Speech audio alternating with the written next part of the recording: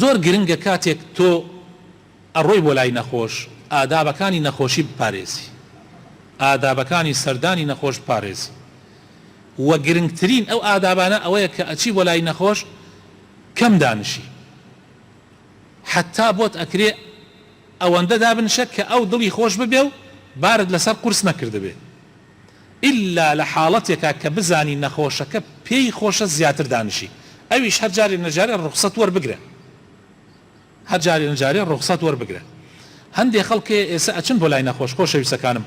بە 2 سەعات لەو ماڵە دانشن، بە 2 سەعات. والله بیستمە تۆ خەڵکێ نەخۆشی مەثەلەن بۆ نمونە فەقەراتێتی، یعنی کێشەی عملیاتی فەقەراتی کردو یان نەخۆشیەک لەو نەخۆشیە ناڕەحەتیانە، یعنی خەڵکێ ئەڕوا دانشێ 2 سەعات لەو ماڵە دانشی. یاخر برا بیری لێ بکەرەوە ئەو نەخۆشە لەوانەیە پێویستی بەسەر ئاو بێ، لەوانەیە پێویستی بە ئەم دی و ئەو دیوێک بێ، لەوانێ یعنی تۆ ئەچی 2 سەعات دانشی بیری لێ بکەرەوە چی بارێکی قورسی بەسەر ئەو نەخۆشە و بەسەر ئەو ماڵەوە. جا خۆشە ئینسان ئادابی سەردانی نەخۆش زیارەتی مەریض بپارێزێ، زۆر گرنگە. بە تایبەت ئەمە کە من ئەبیسمەوە ڕۆژانە خەڵک گلەی ئەکا، هاوارێتی لەدەست ئەوەی خەڵکێکی زۆر ئەڕات و ئاداب ناپارێزم، مراعاتی ئەوە ناکەن کەوا ئەو ماڵە نەخۆشی تایان ئەو کەسە چوونە بۆ لای ئەمان لەبەر خاترەوە چوونە ئەو دڵی خۆش بێ، بەس جاری وایە ئەبن بە بارێکی زۆر قورس،